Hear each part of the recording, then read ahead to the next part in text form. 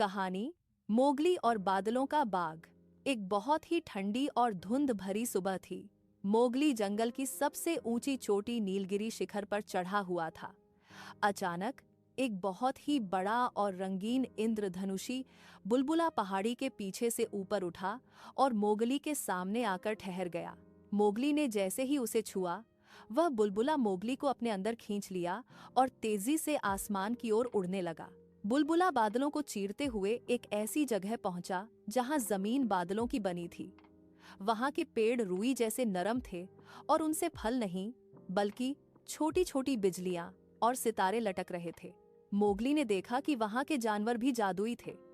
वहां उड़ने वाले हाथी थे जिनके कान तितली जैसे पंख थे, और नीले रंग के शेर थे जो दहाड़ते नहीं थे बल्कि संगीत सुनाते थे। मोगली एक बादल के पेड़ पर कूदा। वह पेड़ एक विशाल पियानो की तरह आवाज करने लगा।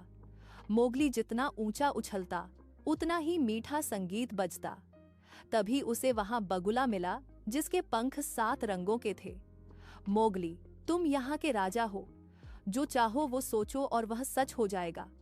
मोगली ने सोचा, काश बलू भी यहाँ होता।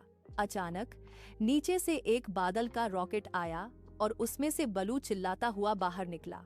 मोगली, मैं उड़ रहा हूँ या मैं सपना देख रहा हूँ?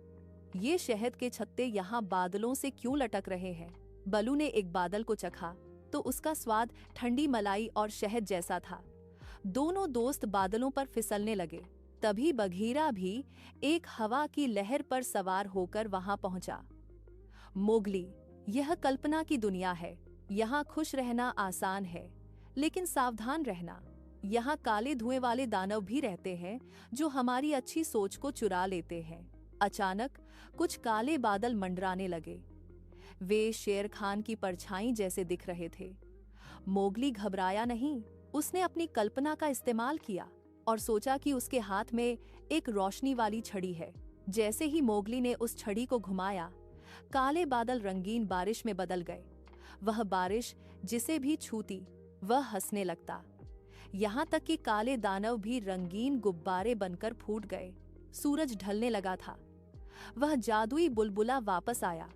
मोगली, बलू और बघीरा उसमें बैठ गए। जैसे ही वे नीचे जंगल की ओर आए, बादल धीरे धीरे गायब होने लगे। जब मोगली अपनी गुफा के पास पहुंचा तो उसे लगा जैसे वह अभी अभी एक बहुत ही सुंदर सपने से जागा है। लेकिन जब उसने अपनी जेब में हाथ डाला तो उसे एक छोटा सा चमकता हुआ रुई का टुकड़ा मिला जो धीरे धीरे हवा में गायब हो गया।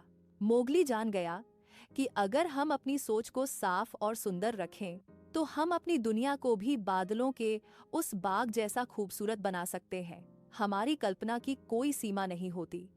जो हम सोच सकते हैं उसे हम अपनी हिम्मत से सच भी कर सकते हैं।